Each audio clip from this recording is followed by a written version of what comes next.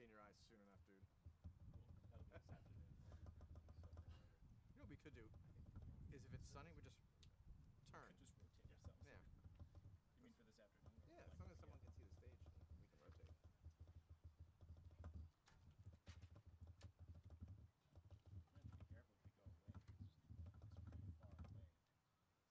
It's pretty far away. Like like we can't be like, and now we'll all leave, and we're like,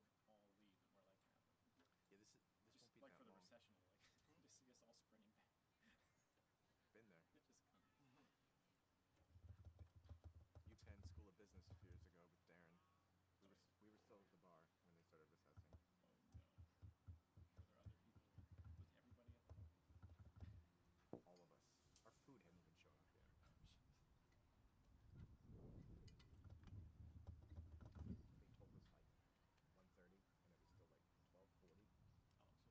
it's not your fault. Well, it's still our fault. You weren't the honest. If they tell you be here at 1:30, Yeah, it's still your fault. If you're at the bar, it's your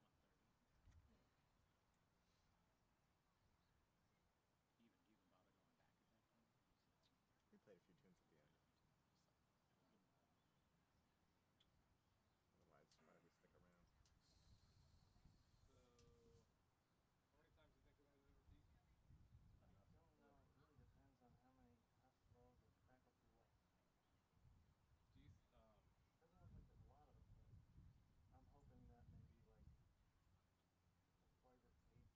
going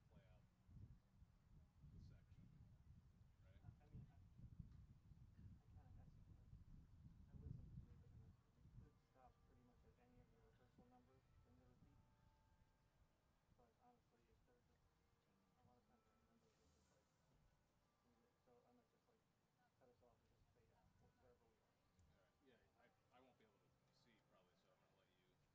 We played a few tunes at the end.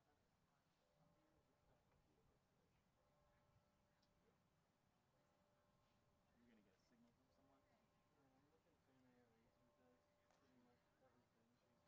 It really depends on how slow the faculty left. Do you, Doesn't look like there's a lot of them, but I'm hoping that maybe like we'll play this page once, and maybe we'll start the repeat again and be kind of close to done. yeah, I'm just trying to think of like where we would stop. I guess we'll just have to play out the section, right? I mean, I kind of estimate. I listened through it, and we could stop pretty much at any of the rehearsal numbers in the repeat. But honestly, if they're just a lot of times our numbers are just like so I might just like cut us off and just fade out wherever we are.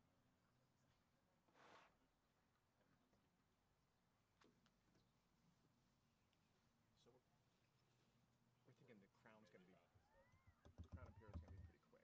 You see her?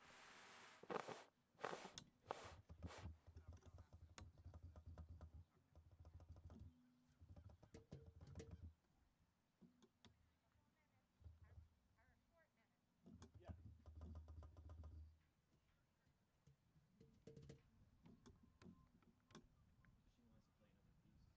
Because a lot of times people just assume we know what we're supposed to play. But yeah, we know exactly how this goes. We only play 1 minute. Everyone's different. So we're thinking the crown's gonna be, About this stuff. the crown and period's gonna be pretty quick, right?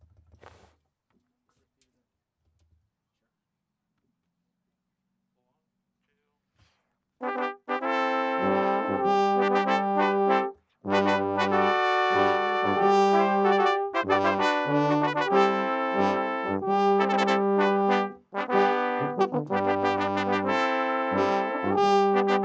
wants to play another piece. No. She just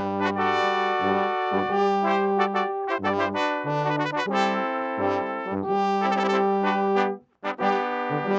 It was in her hips, right? No repeats. They don't lie. Played it. Good. All right. Repeat it. Sure. Full on.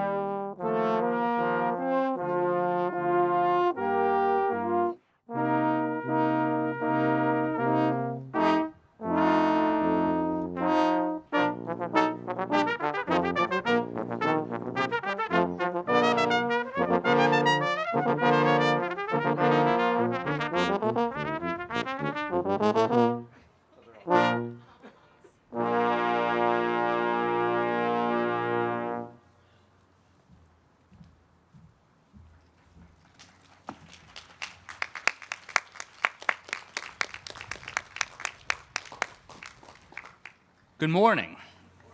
My name is Dan Filler, and I am the Dean of the Kline School of Law. The national anthem will be sung by Eric Zimmerman, a member of our graduating class.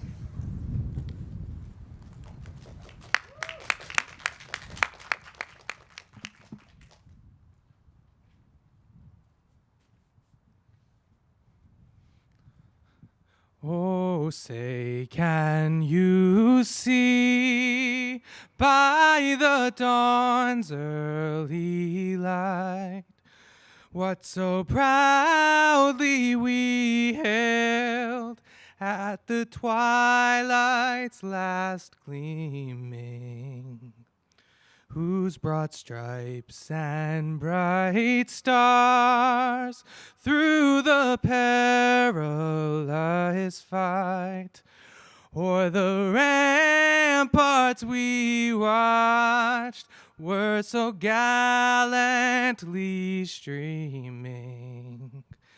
And the rocket's red glare, the bombs bursting in air, gave proof through the night that that our flag was still there.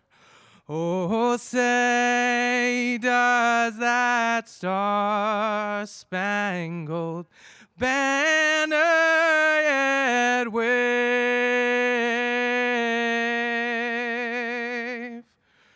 o'er the land and of the free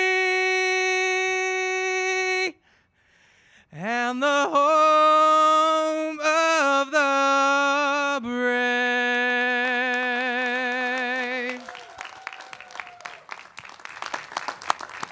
Please be seated. Thank you, Eric. That was outstanding. It is my pleasure now to introduce the president of Drexel University, John Fry.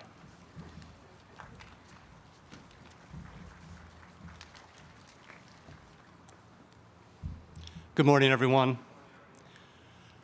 Welcome to the 12th commencement exercises of Drexel's Thomas R. Kline School of Law for the great and very patient class of 2020.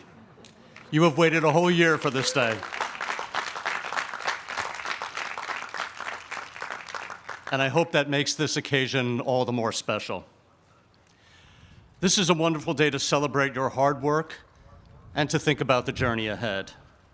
And as 2020 graduates, I know you have already begun that journey. Congratulations to all of you, and congratulations to your family and your friends who supported your studies along the way. 15 years ago, Drexel launched the nation's first new law school by a major research university in a quarter century. It was an audacious undertaking and one that required a great deal of commitment and courage. But we aimed high. We set out to create a program with excellent faculty, a rigorous curriculum, and a rich set of experiential training opportunities. In many ways, we have exceeded our expectations, even as we continue to learn and to grow. Others have certainly taken notice. U.S. News recently ranked Kline Law among the top 40 private law schools in the country. And since many of you started at the law school in 2017, Kline Law has risen 31 places in the rankings.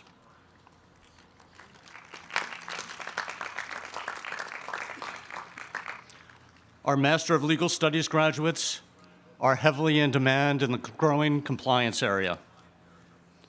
For our law school candidates, a key strength of Kline Law is that you don't just study the law, you also get to apply it.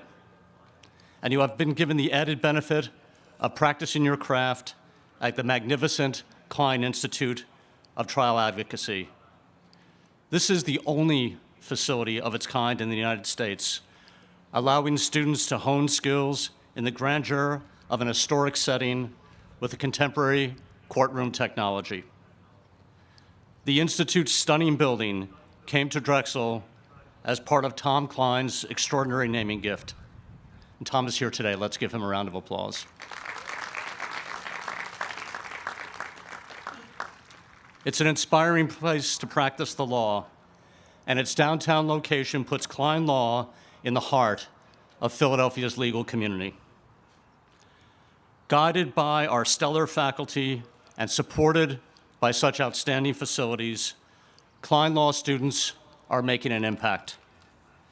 Our students have made an impact working at the Andy and Gwen Stern Community Lawyering Clinic and in co-op employment at law firms, general counsel offices, government agencies, judicial offices, and public interest organizations.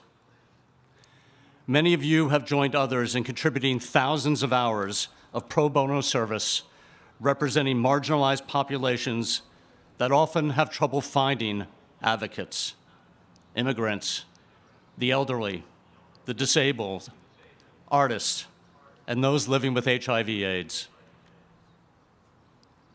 It has been said, wisely, that the success of our society and our democracy rests upon our willingness to think of each other and not only of ourselves. To my mind, that perfectly describes the role of an advocate. And as advocates and legal scholars trained at Drexel, I know that you embrace this principle, that you will step up in your communities, that you will take on the solemn responsibility of leadership. You are entering an incredibly challenging world, and a world that desperately needs you. It's a world that cries out for justice, racial justice, economic justice, environmental justice. It needs the many contributions you will make as practitioners and citizens of your communities. Your role as advocates and legal experts will be pivotal. So keeping that in mind, I look forward to hearing from our keynote speaker, Philadelphia Common Pleas Court Judge Frederica Messiah Jackson. Judge Messiah Jackson has achieved historic firsts as a woman of color, ushering in key judicial management reforms in the state's largest court system, expanding access to justice, and instituting programs to promote race and gender fairness within the courts. You could have no better role model in the legal community. Thanks again, and congratulations to the Kline Law Class of 2020. And now it's my pleasure to introduce the Vice Chairman of the Drexel University Board of Trustees, Stan Silverman.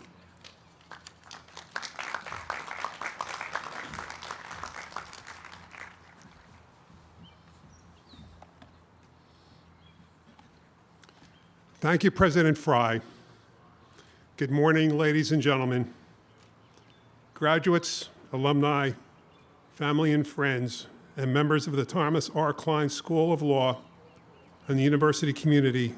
On behalf of the Drexel University Board of Trustees, welcome to today's commencement ceremony for the graduating class of 2020. Graduates, you are dedicating your lives to the practice of law at a time that could not be more important to protecting our democracy, our values and rights enshrined in our Constitution. We are counting on you to protect our democracy and help protect those values and rights. Last June, you completed an enormous undertaking, starting your professional careers in the midst of a pandemic. Out of disruption, however, comes opportunity. We will not be bouncing back, but springing forward with improved ways of doing things. As you pursue your career, the best advice I can share with you is to get out of your comfort zone. You never know where these opportunities may take you. Embrace change, the only constant in life. The story of Icarus, a character in Greek mythology, is a great metaphor for how one should pilot their career. According to legend, Icarus flew too high and too close to the sun. The wax holding the wings to his back melted, and he crashed into the sea. So, the question is, should Icarus have played it safe and flown lower, avoiding the risk posed by the sun? During your career, should you play it safe? Avoid getting out of your comfort zone by flying too low. Seth Godin, the author of The Icarus Deception, writes, and I quote, "It is far more dangerous to fly too low than too high, even though it might feel safer to fly low. By flying low, you settle for low expectations and small dreams and guarantee yourself less than what you're capable of achieving. By flying too low, you shortchange not only yourself, but also those who depend upon you or might benefit from your work." End of quote. So during your career, be sure you don't fly too low. Get out of your comfort zone and fly high. And if you crash, you'll pick yourself up and fly again. The following personal attributes will help you advance in your career. Your commitment to yourself and to others to always strive for excellence. How you differentiate yourself by doing new things, and how you proactively implement change in everything that you do. your interpersonal skills and how you treat and lead others, your common sense and good critical judgment, and most importantly, your moral compass. A good friend of mine, Robert A. McDonald, the former United States Secretary of Veterans Affairs and the former chairman and CEO of the Procter & Gamble Company, once shared with me a passage from the West Point Cadet Prayer that reads, and I quote, "Make us choose the harder right instead of the easier wrong." Let me say that again. Make us choose the harder right instead of the easier wrong. Remember this when you run into situations that require difficult ethical choices, and you will definitely run into those situations. Your credibility, your honesty, your ethics and integrity determine your reputation, your most cherished personal and professional possessions. Once lost, your reputation is very difficult, if not impossible, to earn back. So on behalf of the Drexel Board of Trustees, congratulations and our very best to you as you pursue your careers. I also want to extend my congratulations to our graduates' families. Your love, support, and sacrifice were very important in helping our graduates succeed and bringing them to this very important day. Thank you.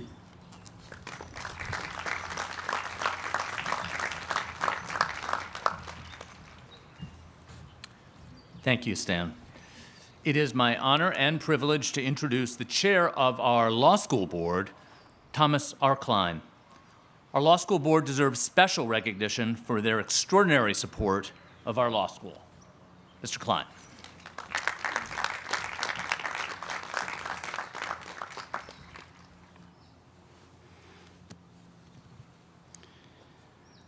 Good morning. This is long overdue, isn't it? Congratulations. There couldn't be a more joyous word for me to utter as my first public words since we were all stricken by a pandemic which turned our lives upside down and inside out. And I might say to all of you graduates of 2020, what a crazy way to start a legal career. As we turn the corner, we all have reason to be upbeat, positive thinking, and thinking ahead in our personal lives and our professional lives. Commencement means a beginning, a start. If there ever were a meaning to a new start, not a start, but a new start, we are on the verge of it and are celebrating it today. Congratulations for surviving and thriving during this upheaval. The pandemic exposed vast inequality in our country and around the world. We've learned many things this past year, but one thing stands out to me: the need for lawyers to uphold the rule of law and ensure justice for the most vulnerable has never been greater. Neither has the need for lawyers been more evident in securing our democracy. At every turn, an independent judiciary coupled with dedicated lawyers has withstood the test in the most challenging of times. And that's where you came in. Enter the class of 2020, now 2021 with a year under your belt. We, as Americans, need more dedicated lawyers, the exact kind of lawyers that have been trained at the Kline School of Law, to do whatever is necessary, whatever the challenge, and where and whenever called upon to meet that challenge and under whatever circumstances. I've watched our law school grow in stature, rise in rankings, elevated in reputation. That is because of you. and it's a testament to an extraordinary faculty and administration. Now, I would like to say a word about our commencement speaker and honoree, Judge Frederica Messiah Jackson. 22 years ago, I stood in her courtroom and argued a case on behalf of a little boy which changed the way SEPTA, our transit authority, operates in every fundamental way.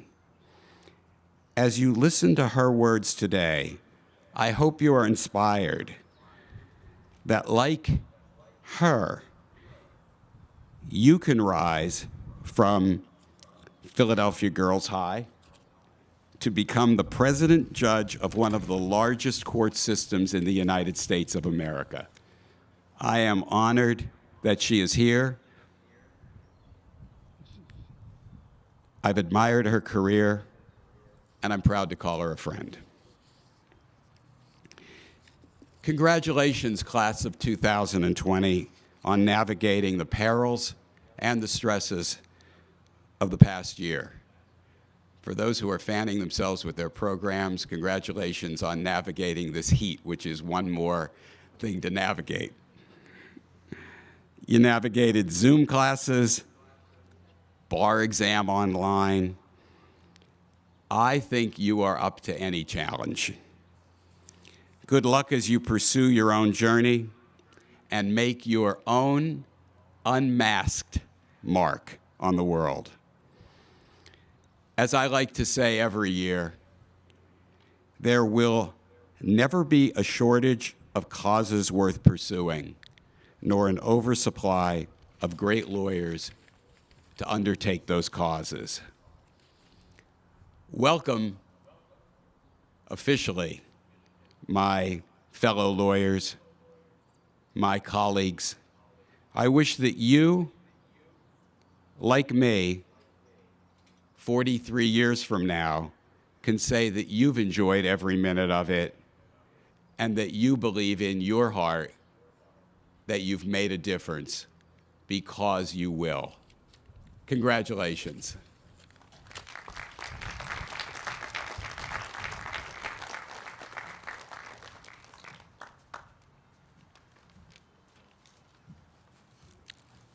Thank you, Tom, and good morning, class of 2020.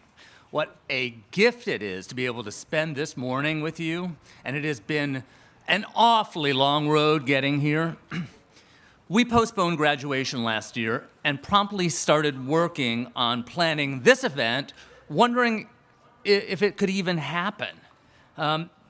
We wanted to celebrate all of your signature accomplishments. We wanted to come together and talk about the possibilities that lie ahead, and things just broke right.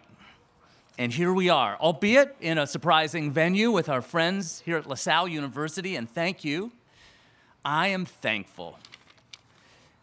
I hope all of you will stop for a minute to breathe in the enormity of this morning, to be present to the fact that we're finally together, in person, in community today. But even more, I would ask you to pay attention to some of the little details that mark commencement as a genuine milestone event, the reason why people wanted to have this event for the class of 2020, the things that mark it as a rare and wonderful achievement. Notice that strange feeling of the regalia, which probably is really hot today. But notice it. Notice that anticipation of lining up before you come up on stage, and the rush that you're going to feel afterward when you're fawned over by the people you love. And notice that feeling of laying eyes on friends and faculty and colleagues you haven't seen in forever. Of course, this moment didn't just drop out of the sky. We never arrive alone, and our paths are always inextricably tied to others. As the poet Gwendolyn Brooks wrote, we are each other's harvest. We are each other's business. We are each other's magnitude and bond. Before you arrived to your first law school class, all of you had people helping you, I see them out there along the way, making sure you didn't slip and fall, ensuring that you would finish the race and be with us here today.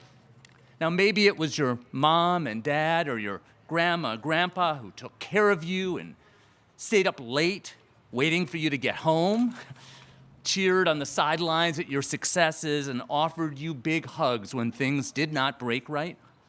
McCarthy Stadium today has these spouses and partners, parents, siblings, brothers, sisters, cousins, aunts, uncles, godparents. There are those friends, even amongst you, whose shoulders are wet from your tears, the people who hung around even when you had to cancel dinner again and again because you had too much homework to do. There are the people who saw you during the heart of the pandemic, and also here today, many people you've been missing most of all. And so for some of you, today is a reunion on a grand scale. And of course, there are many others who could not make it. With empty seats, we know there are many beloved classmates who could not join us today, a year late, and they are very much missed, and we think of everyone in the class of 20.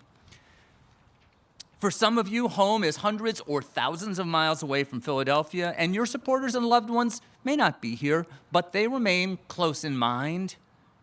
And of course, some of the most important people in our lives are no longer with us in body, but live on in every beat of our hearts. There are so many people. And then there are the people who greeted you when you arrived at the Kline School of Law, whether you arrived in person or you arrived in that first online class or orientation.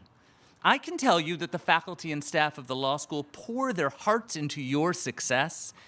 It's so much more than just teaching you in class, although I like to think that's pretty important. Many of you may not realize how much we worry about you, and we really do. Dean Oates and I can sit and just worry.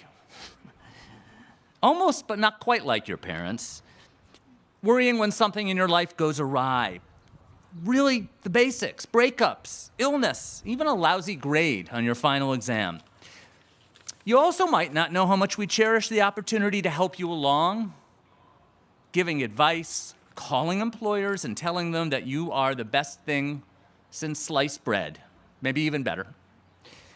And you know, there are people working behind the scenes, many of whom you saw today, every single day, to make this moment possible. Some of them are with us up here today. You might not know their names from before, but they are the leadership of Drexel University, the president, the provost, the university board, and the law school board, all of whose commitment to the law school has been the gold standard, ensuring that the Kline School of Law would become the widely admired school it is today, a school you should feel proud of. And there is, as you've heard from him, Tom Kline, who experiences your success as his success. His commitment to this law school, and more importantly to all of you students and graduates, is literally awe-inspiring. Collectively, we are filled with pride and admiration. But here is the amazing news. For all that's come before, this is only the beginning. This is, after all, a commencement. Think about that word. To commence, to start, to initiate, to begin. We may be 1 year late, we are a year late, but you are still very much at the beginning of the road, because you're going to go on to be partners at great law firms. It's already happening amongst our alums. You will be there too. You're going to be compliance directors and public interest lawyers. You're going to be entrepreneurs. Some of you are going to run for office. Boy, I sure hope so. And lead our states and this nation through the big century that lies ahead. I think we all know, and you've already heard, we are at a moment in our history when some basic assumptions are no longer a given. Will this nation truly be a democracy? Will there be liberty and justice for all? Will our nation meet the expectations we set out for ourselves in the Constitution and our laws? As a guy who's getting older and grayer myself, I can say this. We need you to lead us to the promised land. We have never needed your talents, your vision, or your heart more than we do today. But let's celebrate all that it took to make it through law school. I know it's been a year, but you recall struggling through the classes that turned out to be much more difficult than your friends told you they were going to be. You remember doing the work, drafting the policies, advising clients, standing up in court. You participated in law review, competitions, the SBA, affinity groups, student associations. You grew up as individuals even as you lifted up the community. You had jobs and families and responsibilities, and you set aside many other priorities over these years to make room for this precious experience. Never underestimate what you have achieved. So it's no wonder I feel such pride today. I look out at a group of graduates that have earned every bit of this recognition through good times and bad, and there were plenty of bad times. You climbed the mountain, and you brought each other with you, cribbing the words of the great civil rights leader of the late 19th and early 20th century, Mary Church Terrell, lifting while you climbed. So here we are, a year late, but with a full heart. Congratulations to all of you, the class of 2020. We cannot wait for you to succeed.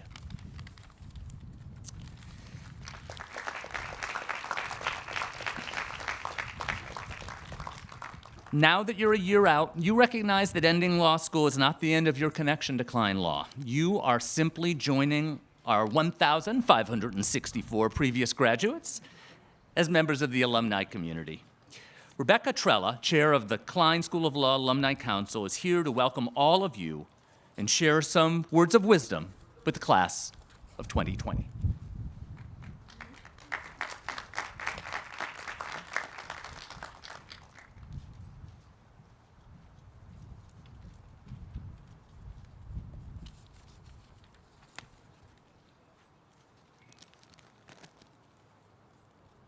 Good morning, fellow Drexel Law alums. I'm Rebecca Trella. I'm a graduate of the class of 2012, and I want to extend my congratulations and that of the Alumni Council to all of you on not only completing your legal studies, but all the other milestone professional accomplishments of the past year. And I mean taking the bar exam, passing the bar exam, surviving your first year of legal practice in a professional environment where there are no maps, no directions, and no guarantees of what's happening next. Thinking back to March of 2020, when you were just 8 weeks away from graduating, feeling that your offices, your networks, and your jobs were just within reach, only to have all those moments delayed or at the very least changed by circumstances far beyond your control. Each one of you survived, each one of you made it work, and each one of you stayed flexible. And maybe, amidst the chaos, something wonderful and unexpected happened. I urge you to take a moment today to reflect on how you feel at this moment in time, optimistic, proud, tough, so that this moment is an emotional touchstone that you can return to throughout your career when you need it. And trust me, as the years pass, the details of day-to-day life will start to consume your attention. There will be weekend motion deadlines. There will be toddlers learning to potty train. There will be your first trial or maybe your first community organizing meeting. And your 5-year plan might be just make it through the next 2 weeks. And in those moments, don't forget that each one of you has already proved that you're not afraid of change, that you welcome the opportunity to reassess your assumptions about what you want, what you need, and what's truly possible. I am so proud and so delighted to be standing here today formally welcoming this group of people to the law school's alumni community. For those of you who have already gotten involved, thank you. For those of you who have not yet had a chance to get involved, please carve out some time, whether it's attending an alumni event or just texting your classmates to stay in touch. There are seats open on the Alumni Council. There are opportunities for pro bono work and to earn CLEs. And in the fall, we might even have some in-person events. The law school community is a special place, not just because we're a relatively new law school and the alumni community is relatively small, although both of those are true. What has always set this group apart is our commitment to treating each other as teammates, not as competitors. Trust me, practicing law is in every way a team sport. The success of each one of us is connected to everyone else, and that's something we do here better than anywhere else. You are joining a vibrant and tough alumni community. Please don't hesitate to pick up the phone and call another Drexel alum at any time. They want to help you. They want to get to know you. And you, in turn, will extend a hand to the next class and continue the tradition. Our school has enjoyed a meteoric rise in national success in just a dozen short years. Let's keep the momentum going and show the legal world what we can do together. Congratulations.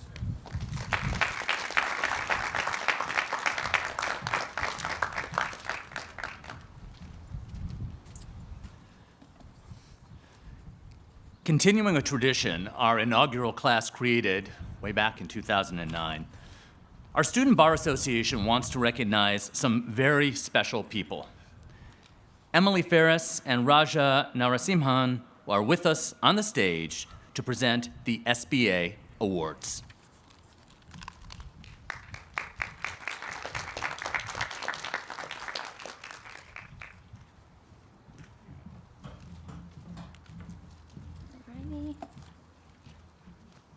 I'm a little more nervous than I thought I'd be.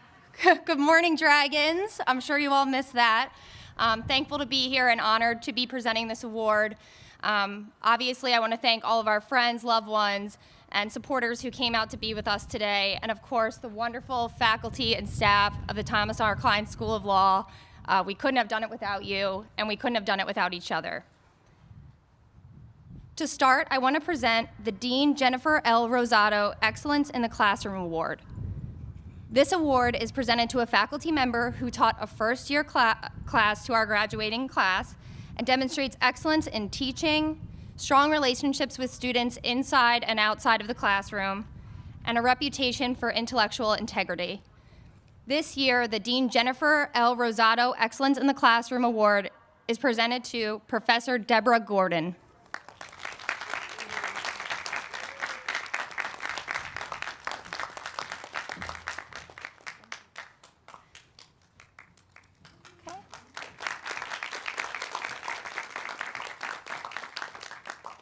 The next award that I'm going to present is the Carl Toby Oxholm III Outstanding Contribution to the Thomas R. Kline School of Law community. Now, this award is presented to a member of our law school community who has exhibited a continued commitment to the betterment of the Thomas R. Kline School of Law. The recipient may be a faculty member, a staff member, a co-op sponsor, a pro bono supervisor, or any other member of the community. This year, the award is presented to Danielle Boardley.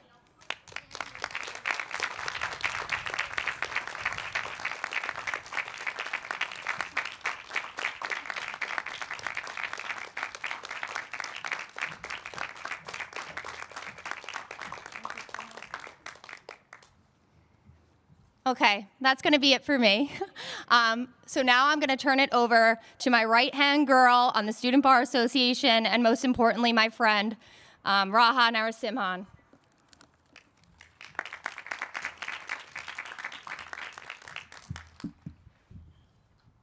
I'm very short, so I had to fix the mic first. It's so great to see everyone, and I'm so happy to be here with all of my friends, family, and loved ones. And guys, we did it. We made it. I'm here to present the Dive In Champion of Diversity Award and the Student Dive In Champion of Diversity Award. So first, I'm going to present the Dive In Champion of Diversity Award.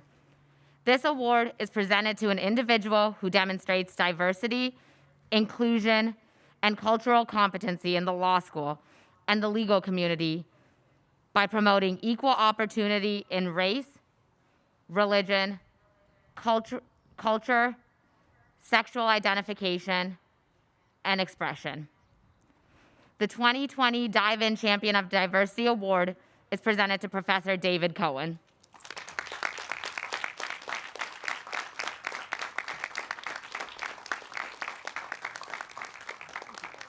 Thank you for everything. Take my mask off.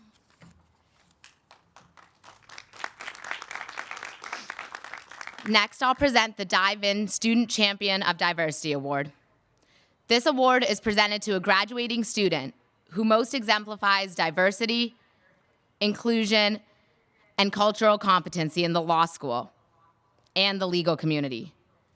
The 2020 Dive-In Student Champion of Diversity Award is presented to my friend, Gabrielle Morrison.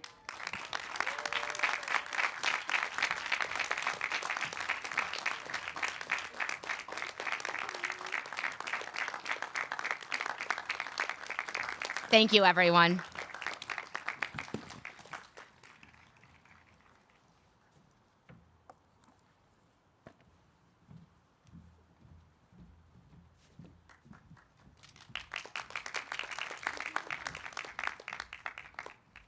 In the spirit of creating new traditions, the Student Bar Association has also established two new awards, and I would like to invite Roger J. Dennis, Emeritus Dean of the Kline School of Law, and Mary McGovern, former Assistant Dean of Administration, to the podium to present our new awards. The Roger J. Dennis Distinction in Teaching Award and the Mary K. McGovern Exceptional Contribution to the Student Experience Award.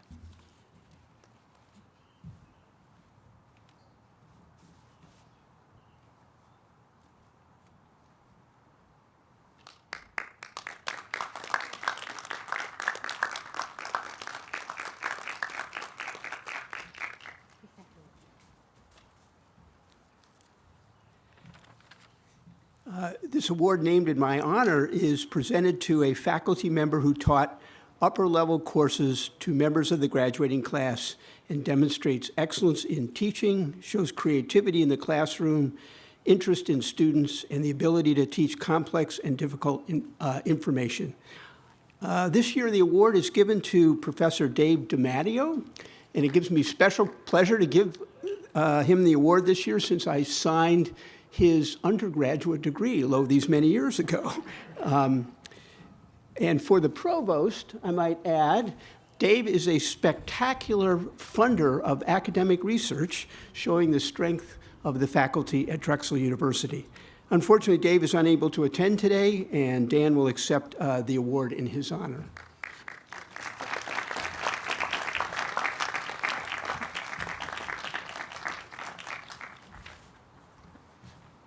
Good morning, everyone. I am pleased to present the Mary K. McGovern Exceptional Contribution to the Student Experience Award to a staff member at the law school who demonstrates a consistent and unwavering commitment to ensuring that students have a fulfilling and rewarding experience at the Thomas R. Kline School of Law. I am proud to present this award to Mary De Rivera.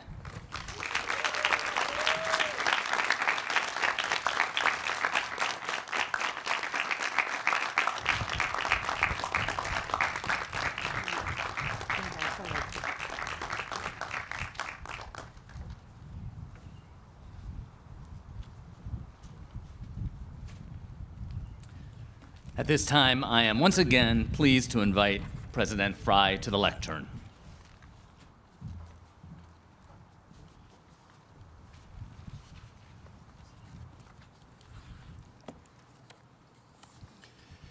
It is the distinct privilege of the university to confer an honorary degree upon an individual who merits recognition as a symbol of our high esteem.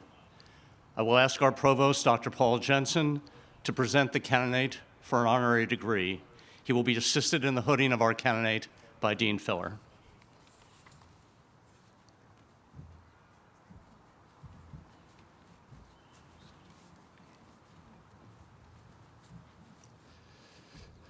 Good morning. President Fry, In recognition of her outstanding achievements and service to the legal profession, it is my distinct privilege to present to you Judge Frederica Messiah Jackson.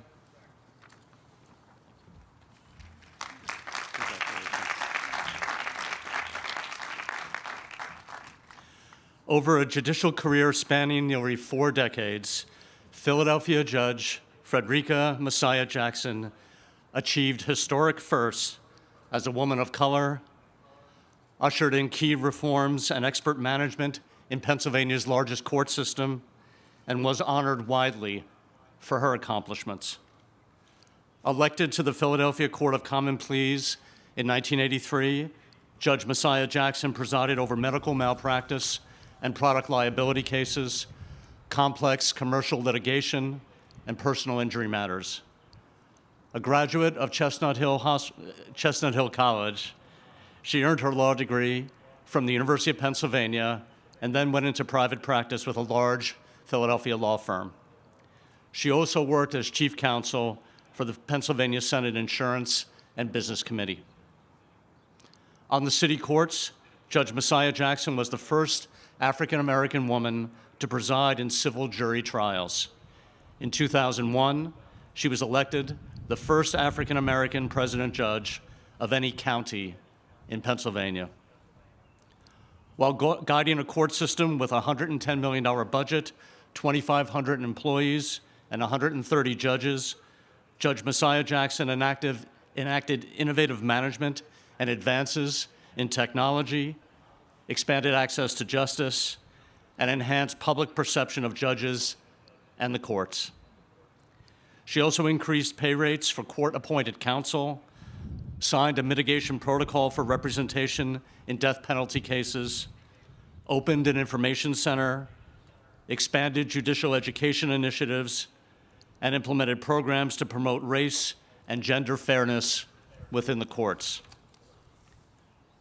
Judge Messiah Jackson also was a lecturer at the Wharton School of the University of Pennsylvania from 1992 to 2002, and is one of several women whose contributions are highlighted in the 2020 book, They Carried Us: The Social Impact of Philadelphia's Black Women Leaders. She received the 2010 NAACP Cecil B. Moore Award and was honored in a mural created by the Philadelphia Mural Arts Commission. She sits on the board of the Center of Literacy and is a member of the Forum for Executive Women. She is a member and past president of the Delaware Valley, Pennsylvania chapter of the Lynx, and is a member of the Alpha Kappa Alpha sorority. The judge is the proud mother of Dr. Julia L. Jackson and Thomas H. Jackson IV. For her trailblazing leadership, activism, and legal acumen, Drexel University is so proud to present Frederica Messiah Jackson with the degree of Doctors of Law, honoris causa. Congratulations.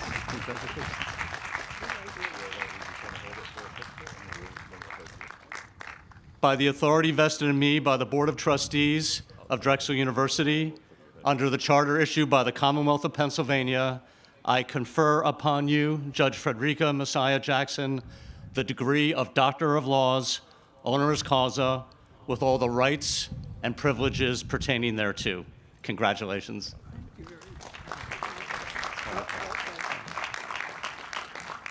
And Judge Messiah Jackson will now deliver our commencement address. Congratulations. Thank you.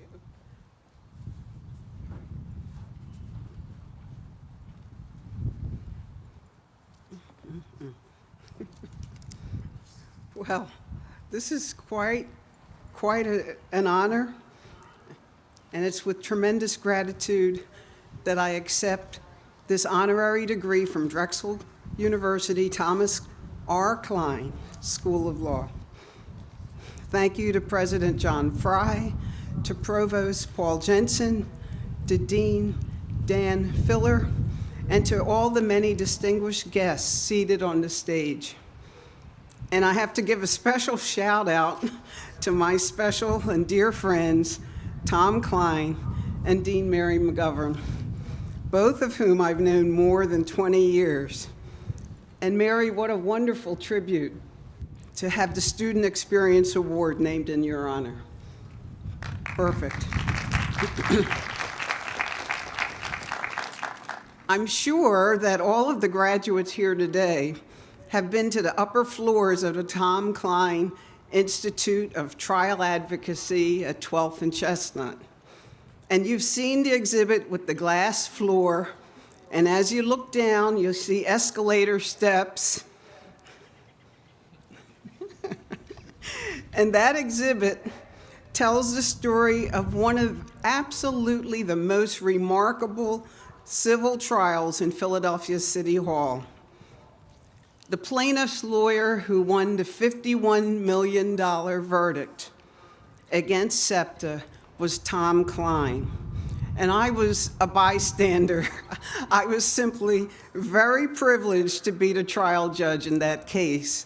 But honestly, that trial and that result changed not only SEPTA and their operations, but it changed many of our civil trials in Philadelphia. So thank you, Tom Kline.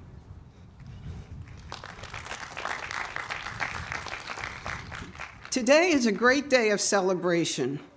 And even though it's been 1 year since all of you completed your legal studies, today is a great day to re-energize and reflect on the happiness, the relief, and your pride at the successful completion of law school.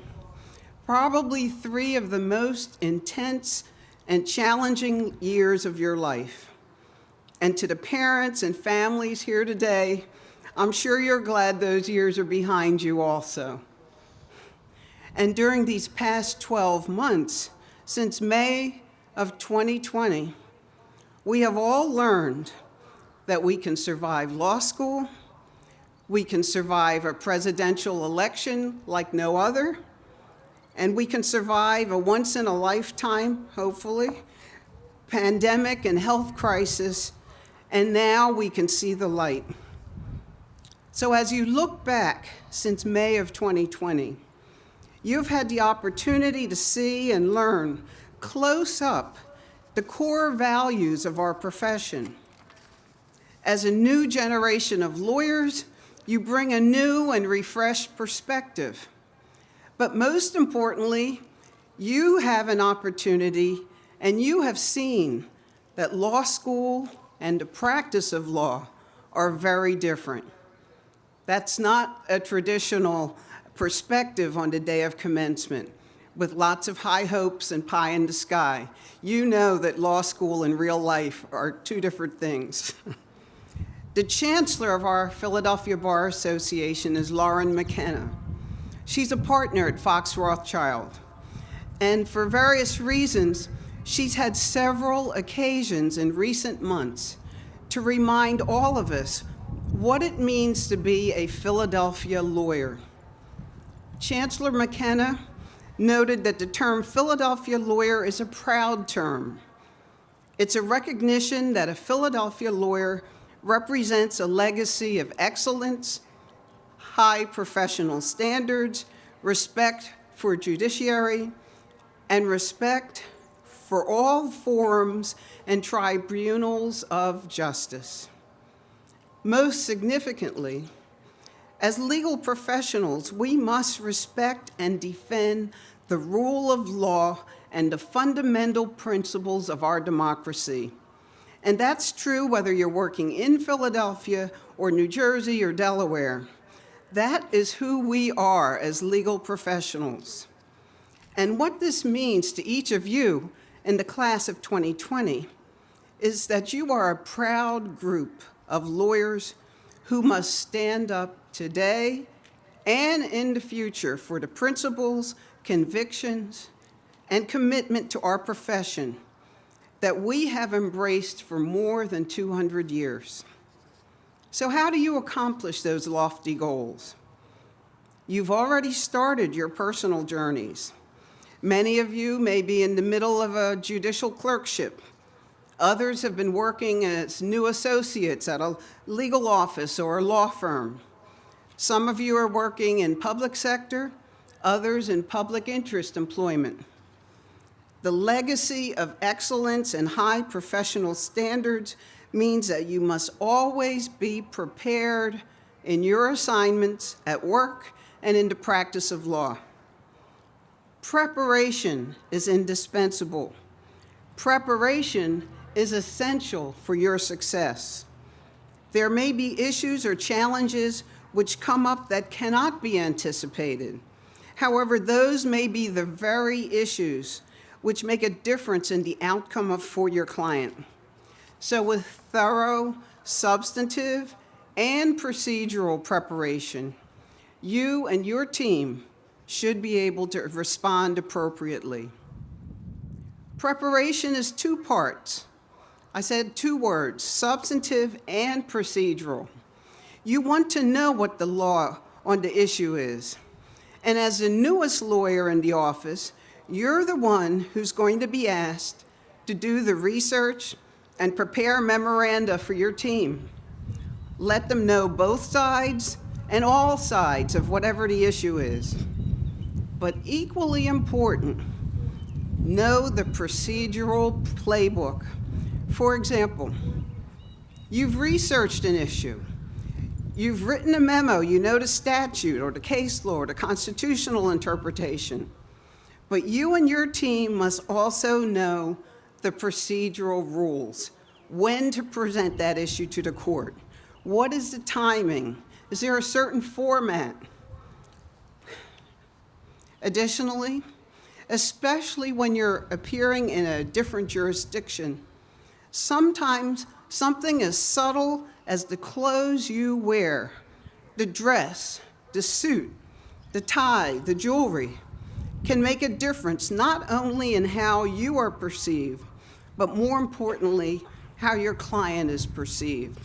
And that's part of the procedural preparation.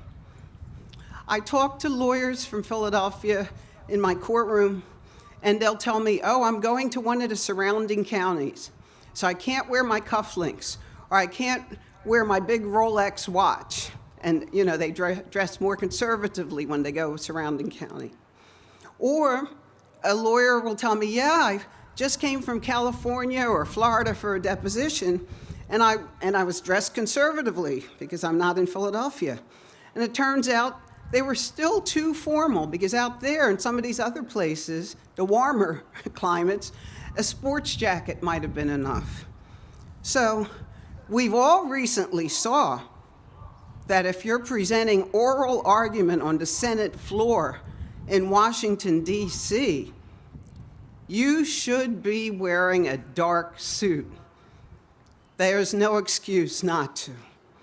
And in this day and age of social media, of YouTube, each of you has the ability to observe and anticipate the opposition or what's the appropriate manner of presentation by doing online searches, which were not possible before.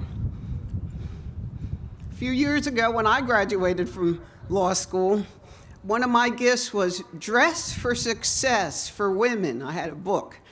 And then the men, the boys who were graduating got Dress for Success for Men. And that was the first inkling that dressing appropriately for the forum, for the courtroom, is part of the preparation. And when you're writing that memo to your legal team, be prepared substantively and procedurally. Lauren McKenna, our bar chancellor, commented, lawyers are free to represent any client that you choose. However, it's up to you to maintain the reputation and legacy of excellence. You may not agree with your client's position. You may not agree with the legal issue that you've been assigned to write about. You may not even like the client or the institution. But as long as you represent that client, it's your obligation and commitment to pursue the most constructive and persuasive arguments without making personal attacks against the opposition. You are lawyers now. Don't forget that. It's not that you just graduated today. You've been lawyers for a year. Read the rules of professional responsibility, learn what the ethical rules are, and follow them. It has been said, justice for your client is not a popularity contest. And as legal professionals, as Philadelphia lawyers, we make decisions based on the rule of law that affect the lives and economics of our clients, our city, and our community. As young lawyers, you have an obligation and an opportunity to represent clients with civility, with professionalism. Zealous advocacy or passionate advocacy does not mean inflammatory or reckless commentary, either in court or by your written submissions. As Philadelphia lawyers, we must use the law to open doors, to pursue justice, pursue excellence.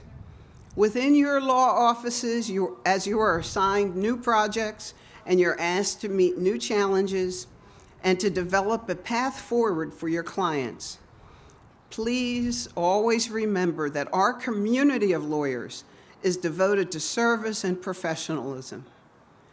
So with that, I would like to again thank Dean Filler and to Drexel University for bestowing this honorary Doctor of Laws degree, and I wish your entire class of 2020 much happiness and continued success.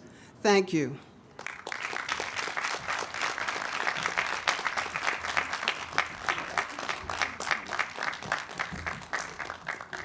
Thank you so much, Judge Messiah Jackson, for those thoughtful remarks. It's a tradition of legal education, one that we have embraced, that the last speaker be a graduating student, or in this case, a graduated student. Our students selected Robert Sweet through a competition judged by the students themselves. So with that build-up, I present you Robbie Sweet.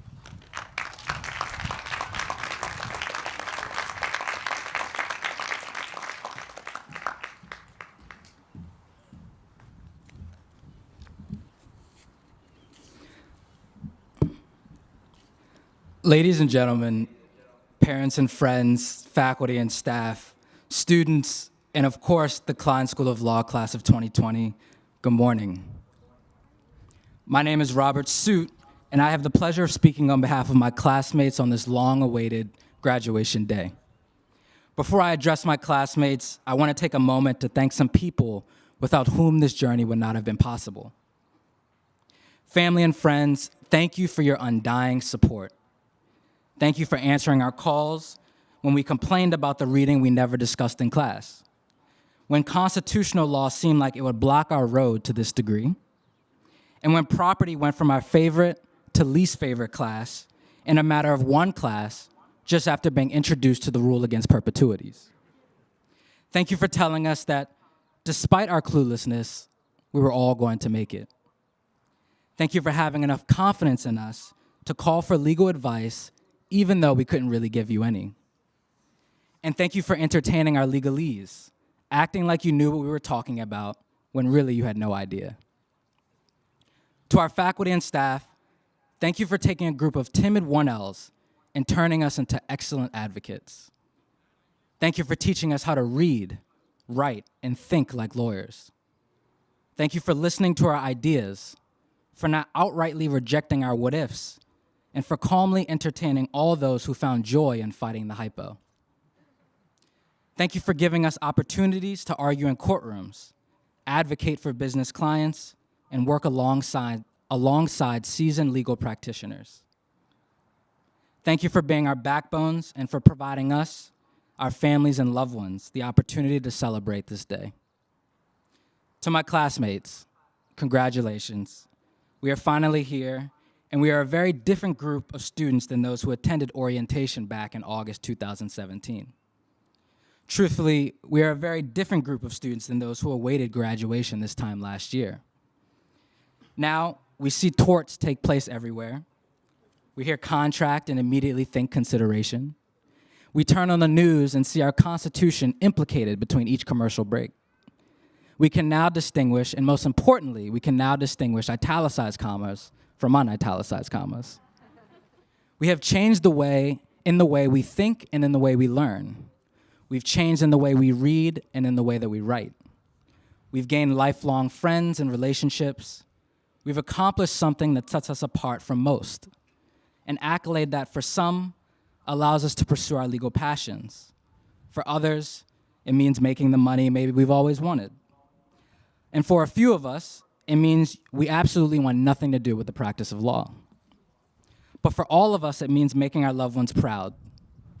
Regardless, all reasons make our accomplishment unique to us and worth celebrating for the next couple of hours, because really that's all we have.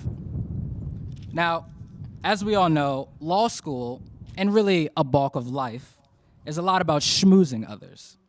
And those not too familiar with schmoozing, it's essentially a way of winning another over. Typically a way to impress others or end up on their good side.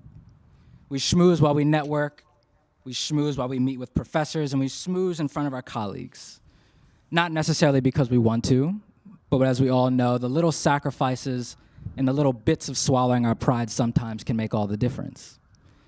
But everyone sitting here, outside on this beautiful day, dressed in a cap and gown, is blessed to be a part of a community that thrives on individuality.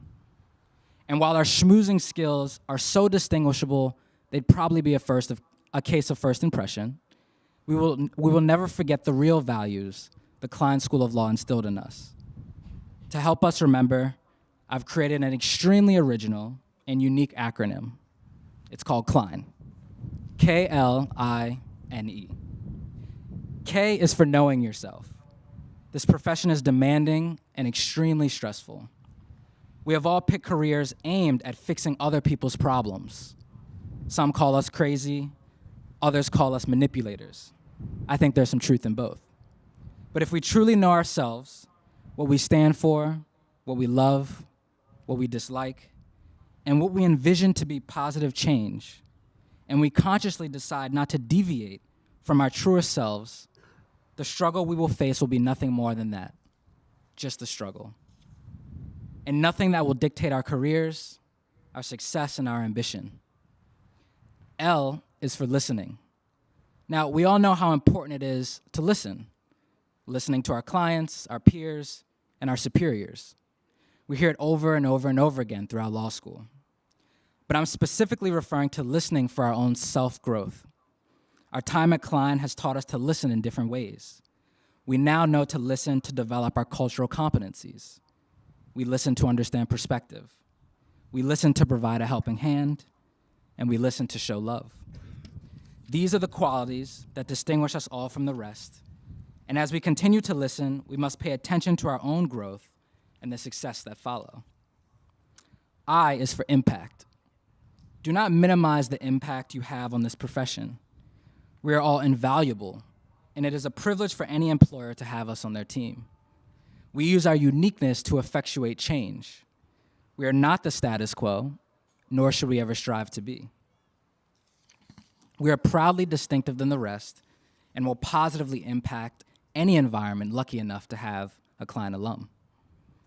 N is for now. Law school required us all to exist within the now. You work now, you do your readings now, you get cold called on now, and maybe again in another 5 minutes. And though our work lends itself for the tomorrow, existing within the now kept us all going. Because as we've all heard, law school and the bar is a marathon, not a sprint. And so take this mentality in everything that you do, understanding that the work and stress we endure now is always geared towards a better tomorrow. And existing and appreciating the now, no matter the difficulty, creates the mindset and framework for a successful future. And lastly is E. E is for evolve. Don't ever become complacent or content. And I'm not just talking about financially. But as we continue to mature as legal professionals, let's continue to crave our own growth. Let's continue to crave knowledge and understanding, to continue to develop compassion and appreciation for those who come from all different walks of life. And I promise you, evolving in this way will truly change our outlook as lawyers, but more importantly, as friends and as spouses, as siblings and as sons and as daughters. Ladies and gentlemen, parents and friends, faculty and staff, and our beautiful class of 2020. Thank you all for a hell of a 3 years, through the highs and lows, because truthfully in law school, there's really no in between. Congratulations, Kline School of Law class of 2020. I wish everyone the best, continued health and prosperity, and God bless you all. Thank you.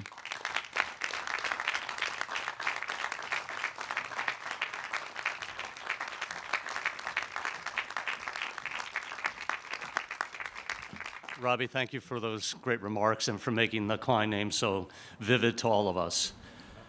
So now is the moment that you've all been patiently waiting for. Will the candidates for the degree of Master of Legal Studies please rise?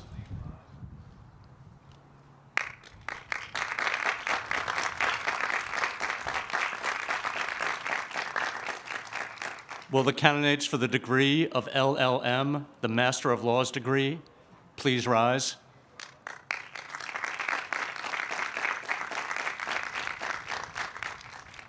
And will the candidates for the degree of Juris Doctor please rise?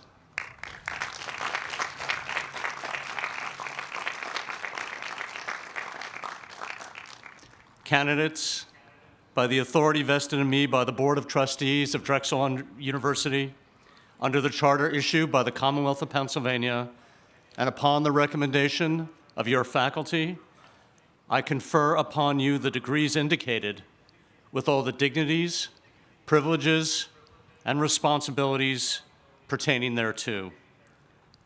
In token thereof, Dean Filler will present each of you with your diploma from the Thomas R. Kline School of Law of Drexel University. Congratulations to all of you.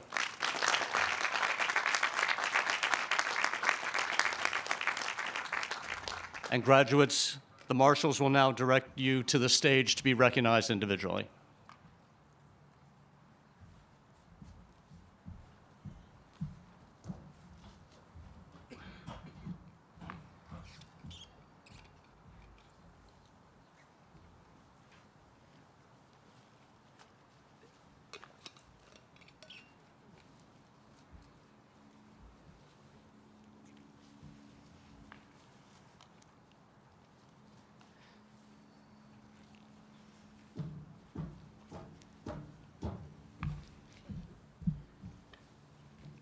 Asiya Mahmood, Master of Legal Studies Award for Outstanding Performance.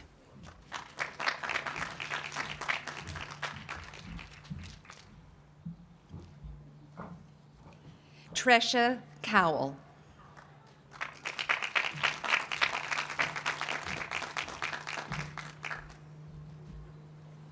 Roisin Elizabeth Welsh, Master of Legal Studies Award for Outstanding Performance.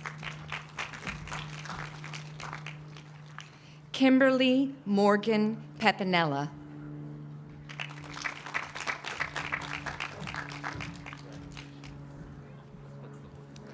Tierra Pina.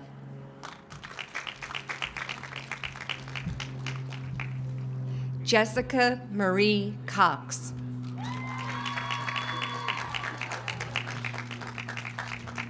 Ann Higgins. Michaela Brooke Nelson. Tariq Rashad.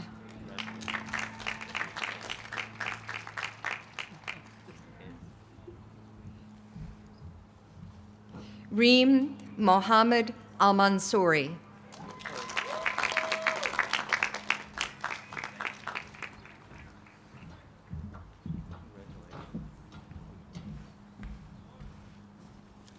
Olivia Lee Kennedy.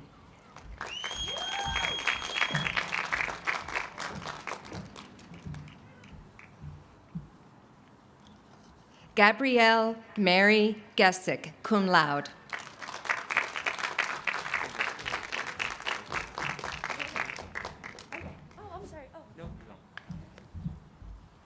Megan M. McKim.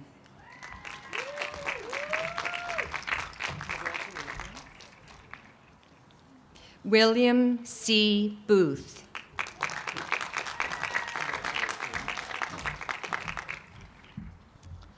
Aaron Maloney.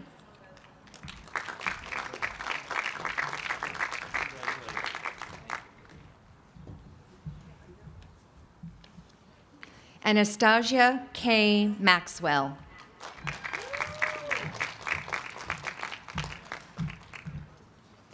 Rebecca Susan Swaintek, magna cum laude, the Faculty Award for Outstanding Pro Bono Student. Caitlin Beller Mininger. Alexander Ruling Perry.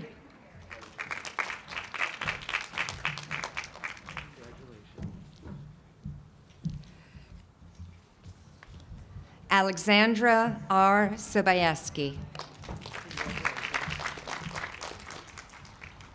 Kimberly Ann Kalin, magna cum laude, the Kline School of Law Trial Team Award for Excellence in Advocacy.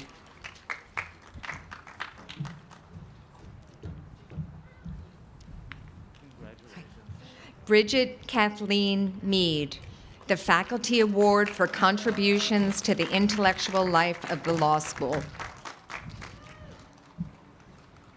Stephanie R. Kosher, magna cum laude.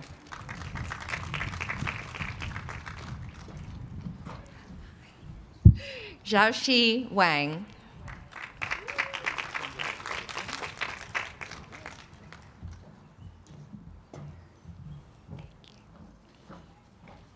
Cynthia Amber Arzola.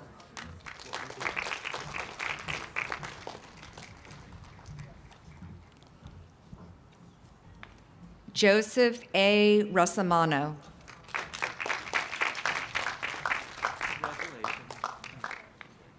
Kendall D. Ruffin.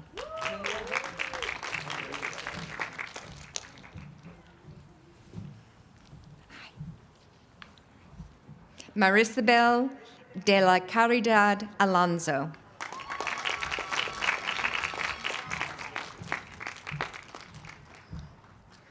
Nikisha S. Cox.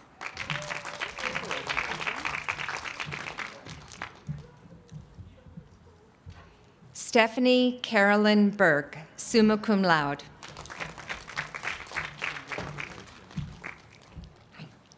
Francis T. O'Neill, Jr.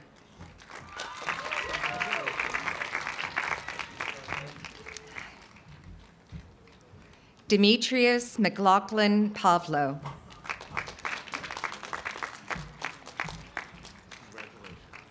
Joseph Anthony Fitzsimmons.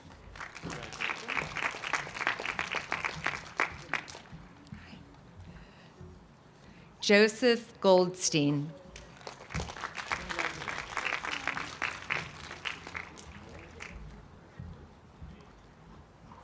Joseph Nicholas Persichetti.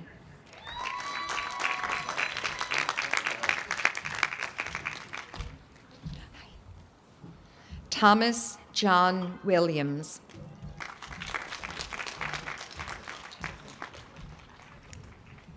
Peter Charles Sandalos.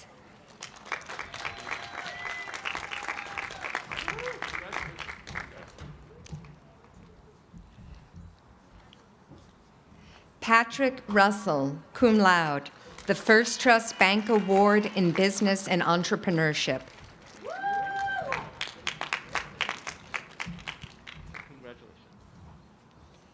Derek Edward Schultz.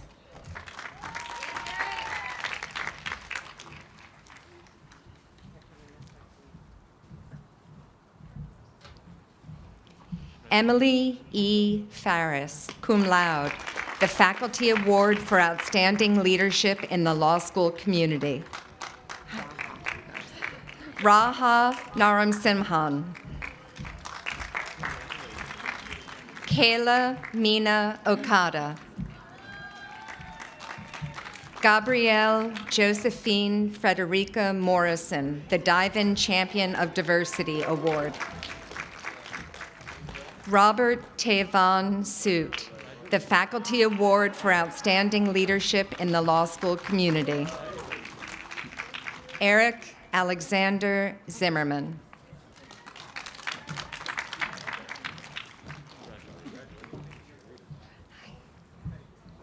Megan Joan Kelly.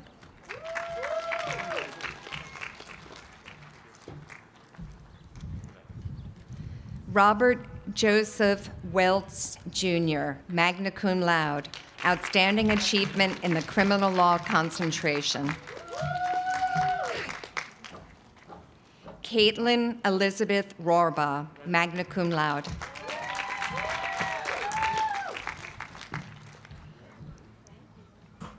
Brianna Mary Ham, the American Academy of Matrimonial Lawyers Eric D. Turner Award. Akorupa Umbak.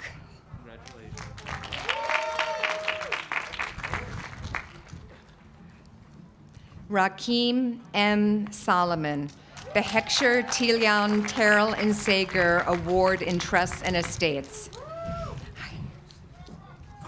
Jens Dufour, summa cum laude, the American Law Institute Continuing Legal Education Scholarship in Leadership Award. Paige A. Jaffe.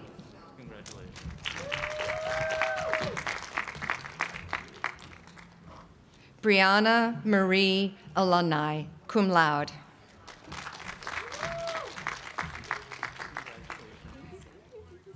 Samantha N. DiGiuseppe, magna cum laude, the Philadelphia Trial Lawyers Association James J. Mandarino Award for Trial Advocacy. Erin Patricia Hohol, cum laude.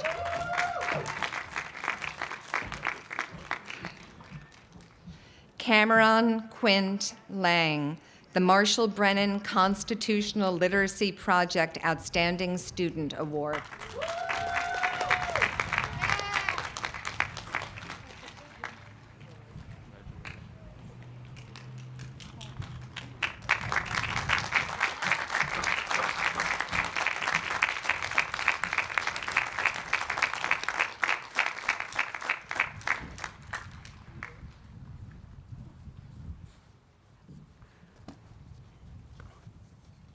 On behalf of the university and the Kline School of Law community, let's once again congratulate our newest law school alumni. We are so proud of you guys.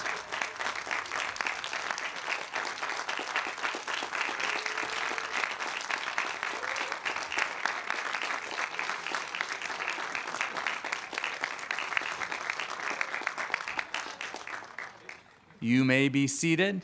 We may be a young school, but we certainly have our traditions, and we appreciate you having gone through them with us.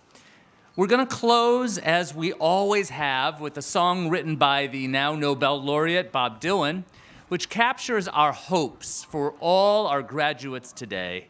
I invite Kayla Okada to the podium.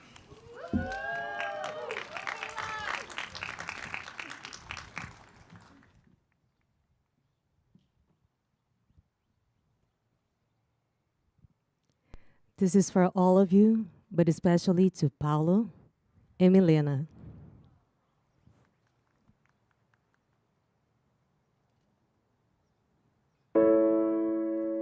May God bless and keep you always.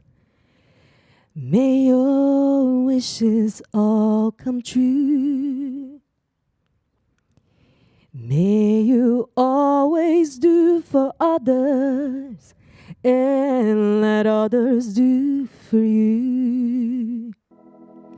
May you build ladders to the stars and climb on every rung. May you stay forever young. And may you stay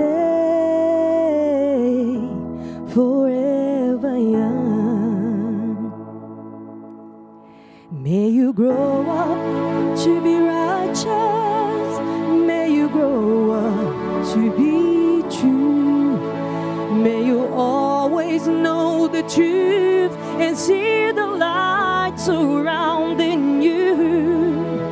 May you always be courageous, stand upright, and be strong, and may you stand forever young, and may you stay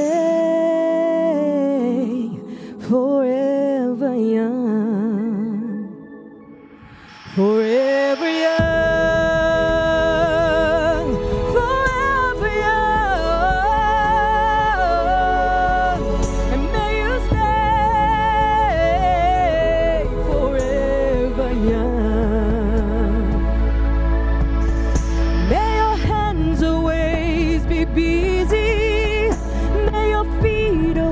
Be swift. May you have a strong foundation when the weather changes. May your heart always be joyful. May your song always be sung. And may you stay forever young. May you stay forever young, forever young, forever young, and may you stay forever young, forever young, forever young. May you stay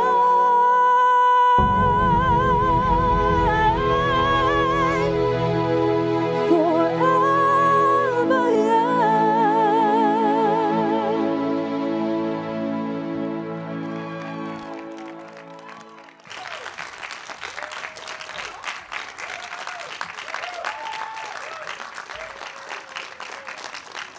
Amazing, amazing. Thank you for that, Kayla. That was an incredible way to conclude our ceremony.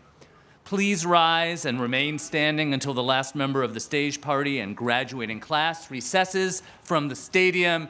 It's time to reconnect in person. Congratulations, class of 2020.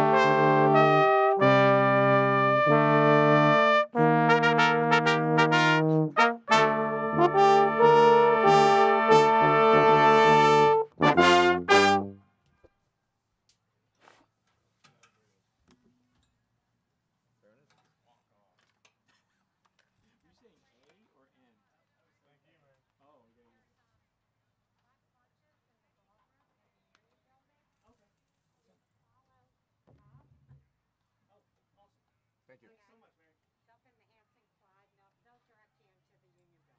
Okay. Yeah. Awesome. Thank you so much. It's that balcony as opposed to that